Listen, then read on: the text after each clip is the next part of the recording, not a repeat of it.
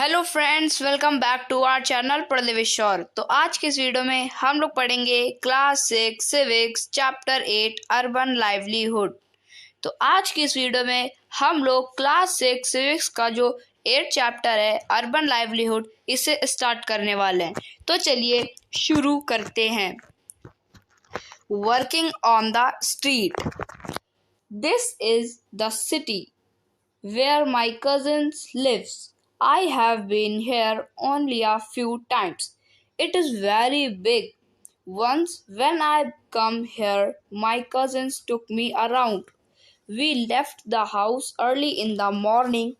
As we turned the corner onto the main street, we saw that it was already buzzing with activity. The vegetable vendor was busy arranging tomatoes, carrots, and cucumbers in baskets at her stall so that people could see what she had to sell.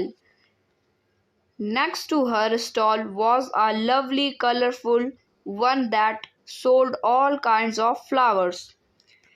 We bought a red rose and a yellow rose. On the pavement opposite, we saw a person selling newspaper with a small crowd of people around him. Everyone wanted to read the news. Buses whizzed past, and there were auto rickshaws full with school children. Nearby, under a tree, a cobbler sat taking his tools and materials out of a small tin box. Next to him, the roadside barber had begun his work.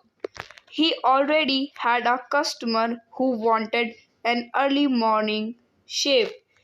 तो क्या होता है कि एक लोग है, वो कहता है, एक बच्चा है, वो कहता है कि मेरा जो कजिन है वो इस शहर में रहता है और जब वो अपने गांव, लेकिन जब वो अपने शहर, मतलब कि एक छोटा बच्चा है, वो कह रहा है कि मेरा कजिन इसी सिटी में रहता है और मैं इस सिटी में ज़्यादा टाइम के लिए रुकने नहीं आया हूँ, मैं कम टाइम के लिए रुकने ही आया हूँ। और ये जो सिटी है वो काफ़ी बड़ी सिटी है और जो मेरा कज़िन है वो मेरे को यहाँ पर लेने आया था। और जब इन लोगों ने जब अपना घर छोड़ा था, मतलब कि जब ये लोग अपने घर से निकले थे बिल्कुल सुबह सुबह, तो इन्होंने क्या देखा कि एक कॉर्नर में एक वेजिटेबल वेंडर वो सब क्या सारी सब्जियां को क्या अरेंज कर रहा है और कैरेट्स, कुकुम्बर्स, इन सबको क्या बास्केट्स में डाल रहा है, ताकि जो भी लोग हैं वो आए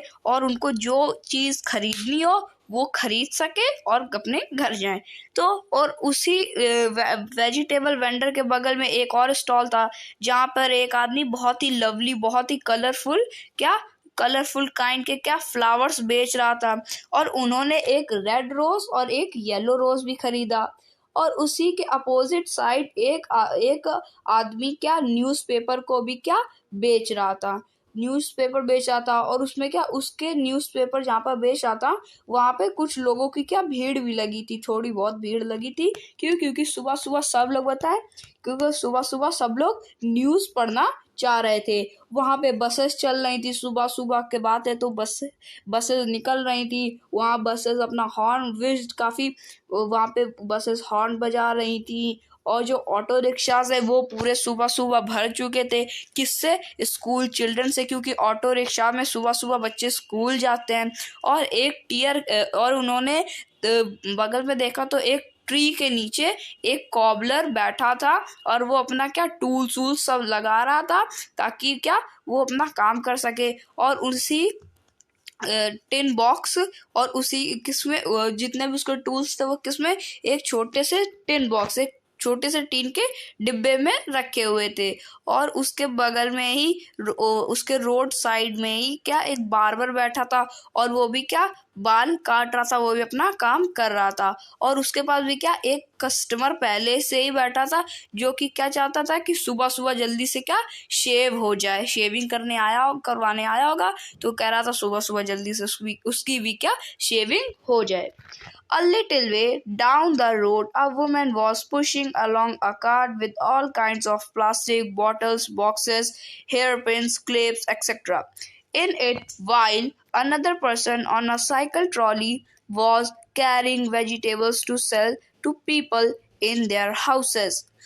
We came to a place where rickshaws were standing in a row waiting for customers. We decided to take one to the market, which was about 2 kilometers down the road.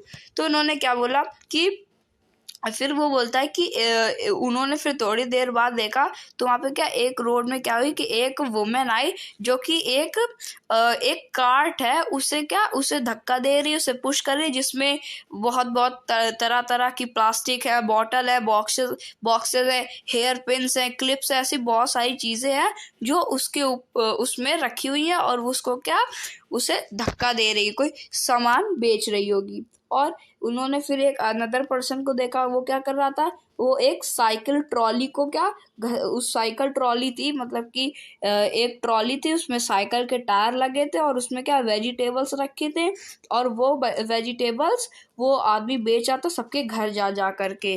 फिर उन्होंने क्या कहा कि we came to a place where rickshaw, फिर उन्होंने कहा कि हम उस जगह गए जहाँ पे कई सारे रिक्शास खड़े रहते हैं, जो कि रिक्शा सुबह सुबह एक रो में खड़े रहते क्यों, किसका, कस्टमर का इंतज़ार कर रहे होते। और फिर उन्होंने एक रिक्शा लेने को डिसाइड करा, मार्केट जाने को, क्योंकि जो मार्केट है वो उनसे तब 2 kilometre down the road, 2 kilometre दूर था। तो फ्रेंड्स यहाँ पर एक साइकिल रिक्शा पुलर है, उसकी यहाँ पे एक स्टोरी दे रखी है, ये जो ग्रीन बॉक्स है, तो हम लोग इसे भी पढ़ लेते हैं क्योंकि ये इम्पोर्टेंट है, इसमें भी क्वेश्चंस आ सकते हैं। Bachchu Manjhi a cycle rickshaw puller.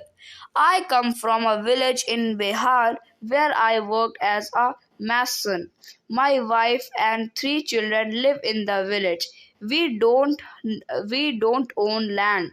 In the village, I did not get masonry work regularly. The income that I earned was not enough for our family. तो क्या कहते हैं कि जो बच्चू मांझी है वो कह रहा है कि मैं पहले गांव में रहता था, मेरा गांव बिहार में है, जहां पर मैं मैसन का काम करता था। मैसन मतलब कि जो घर बनाते हैं, जिसे हम लोग मिस्त्री भी कहते हैं। तो ये जो बच्चू मांझी है ये अपने गांव में मिस्त्री का काम करता था और इसकी जो वाइफ है और जो इसके 3 बच्चे हैं वो सब वही गांव में साथ ही में रहते थे। लेकिन ये जो बच्चू मांझी है इसके पास इसकी खुद की कोई भी लैंड, यानी इसके पास खुद की इसकी कोई जगह ज़मीन नहीं थी इसके गांव में, और इसको अपने गांव में जो मैसनरी का वर्क है वो रेगुलरली नहीं मिलता था। रेगुलरली मतलब कि ये मिस्त्री घर बनाता था, तो अब ऐसा थोड़ी ना होता था कि हर टाइम घर बनता जा रहा है, हर टाइम हर रोज नए नए घर बन रहे, ऐसा तो होता नहीं था। अब एक बार जैसे अब पता चला ये नया घर बन रहा है तो ये 2 महीने तक बना, 2 महीने बाद ये घर बन चुका होगा, अब उसके बाद फिर से कोई नया घर बनेगा या नहीं बनेगा। अगर बनेगा तो अगर जैसे 4 महीने बाद फिर नया घर बनना स्टार्ट हुआ तब उसको काम मिलेगा, बीच में जो 4 महीने उसके पास तो कोई काम होएगा नहीं। तो इसीलिए कह रहा है मेरे को रेगुलरली मतलब कि एकदम ऐसा परमानेंट वर्क नहीं मिलता था, रेगुलरली वर्क नहीं मिलता था, इसलिए ये यहाँ पर चला आया। और जितना भी पैसा भी, जितनी इनकम भी होती थी ये मशीनरी के वर्क से, घर बनाने के काम से, वो इनफ नहीं होता था जिससे वो अपनी फैमिली को इनकी फैमिली के लिए उतना पैसा इनफ भी नहीं होता था, काफ़ी कम ही पैसा उससे अर्न होता था, उसकी इनकम काफ़ी कम थी जब वो काम करता था। After I reached this city I bought an old cycle rickshaw and paid for it in instalments. This was many years अगो।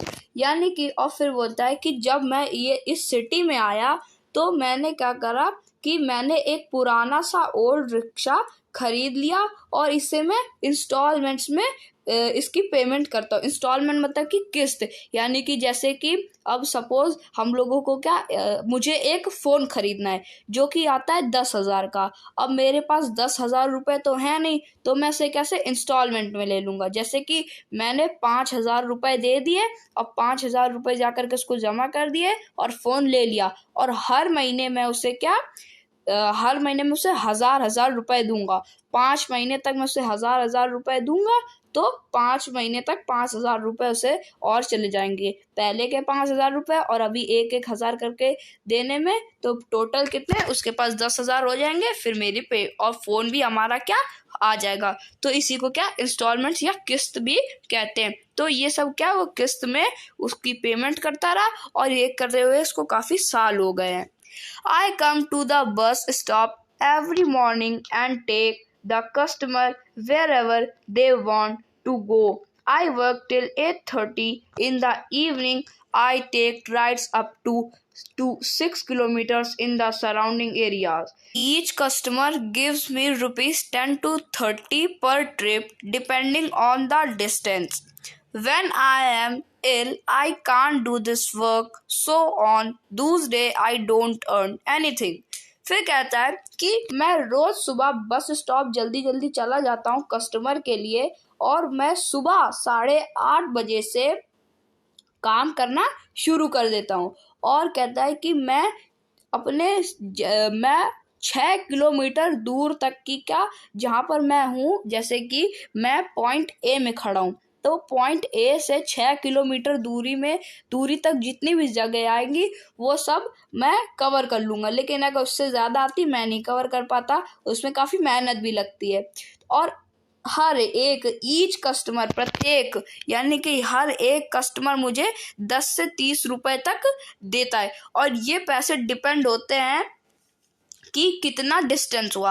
अब जैसे किसी को जाना हो ए पॉइंट से बी पॉइंट, तो इसके बीच का किराया हुआ 10 रुपये, तो उसको 10 रुपये देगा। अगर अब किसी को जाना हुआ ए पॉइंट से डी पॉइंट, तो इसके बीच में 30 रुपये का किराया हुआ, तो वो उसे 30 रुपये देगा। तो डिस्टेंस के आधार पे उसको कितने रुपए मिलेंगे ये सब डिपेंड करता है। लेकिन जब वो कभी कभी बीमार हो जाता है, तो उन दिनों ये कुछ भी अर्न नहीं कर पाता है, क्योंकि ये अपने काम पर जा ही नहीं पाता है और ये अकेले रहता है, और इसकी कोई वैसी तो जॉब है नहीं कि इसकी मतलब कि हर महीने इतनी पेमेंट फिक्स है। वो तो इसके ऊपर है कि कितना काम करेगा उतनी पेमेंट हो जाएगी। तो I stay with my friends in a rented room.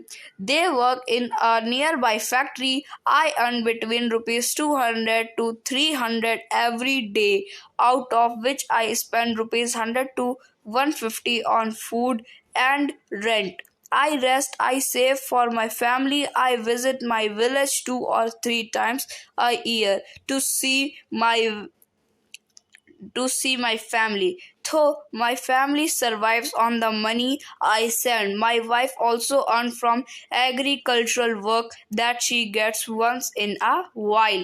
फिर कहता है कि ये जो बच्चू मांझी है वो सब वो अपने फ्रेंड्स के साथ रहता है। कहाँ पे? एक रेंटेड रूम में, मतलब कि जिस रूम का रेंट देना हो, किराए के कमरे में बच्चू मांझी और उसके फ्रेंड्स उसी में रहते हैं। और जो उसके फ्रेंड्स हैं वो बगल की एक फैक्ट्री में, पास की एक फैक्ट्री में काम करते हैं। और ये जो बच्चू मांझी है ये दिन का 200 से 300 रुपए कमाता है हर दिन, और 200 से 300 रुपए हर दिन कमाता है। और इन्हीं रुपए में से 100 से 150 रुपए तक, 100 to 150 रुपीज़ ये खाने पर खर्च हो जाता है, इतना रुपए। और उसके बाद जितना पैसा भी बचता है, जैसे 300 रुपए का खाना खाया, मतलब कि 300 रुपए कमाए तो 100 रुपए का जैसे खाना खा लिया, तो 200 रुपए बचे। ये 200 रुपए तुरंत सेव कर लेता है, 200 रुपए अपनी फैमिली को भेज देता है। और ये जो 200 रुपए फैमिली को भेजता है, तो जो पैसे ये भेजता है इसकी फैमिली उसी में सरवाइव करती है। और उसी में सरवाइव करती है, और जिसकी वाइफ है वो भी क्या काम करती, कहाँ पे, एक एग्रीकल्चरल फील्ड में। जैसे कि आप सभी को याद होगा, हम लोगों ने ये जो अभी हम लोग 8th चैप्टर पढ़ रहे हैं, अर्बन लाइवलीहुड्स, अब इसके पहले वाला चैप्टर में हम लोगों ने पढ़ा था रूरल लाइवलीहुड्स में, कि जो तुलसी है वो क्या एग्रीकल्चर फील्ड में काम करती थी। तो वैसे ही ये जो बच्चू मांझी की वाइफ है वो भी क्या एक एग्रीकल्चरल फील्ड में काम करती है। और क्या, ये जो बच्चू मांझी है वो साल में 2 से 3 बार क्या अपने गांव जाता है, क्यों, अपनी फैमिली को देखने के लिए। तो ये तो हो गई बच्चू मांझी की पूरी story. Like Bachchu Manji, a large number of people in the city work on the street. In a survey of Ahmedabad city, it was found that 12% of all the workers in the city were people working on the street. They sometimes sell things or repair them or provide a service. They work on their own. They are not employed by anyone and therefore have to organize their own work. They have to plan how much to purchase as well as where and how to set up their shops. Their shops are usually temporary structures, sometimes just some boards or papers spread over discarded. There are almost 1 crore street vendors in the country working in urban areas. तो क्या हुआ कि जैसे बच्चू मांझी है, इसी की तरह बहुत सारे लोग सिटी में क्या स्ट्रीट में ही काम करते हैं। एक सर्वे हुआ था अहमदाबाद में, उसमें पता चला था कि जो 12% वर्कर हैं, उनमें से मतलब कि जितने भी वर्कर्स हैं उनमें से जो 12% वर्कर्स है वो सब क्या सिटी में, ये क्या स्ट्रीट में काम करने वाले हैं। कुछ लोग क्या कुछ चीज़ों को वहीं पे क्या रिपेयर कर देते हैं, और कुछ लोग क्या सर्विस प्रोवाइड करते हैं, कुछ लोग अपना खुद का ही वहीं पे काम करते हैं, कुछ लोग वहीं पे एम्प्लॉय होते हैं, स्ट्रीट में ही एम्प्लॉय होते हैं। ऐसे ये लोग बहुत सारे अपना काम को क्या वहाँ पे ऑर्गेनाइज करते हैं।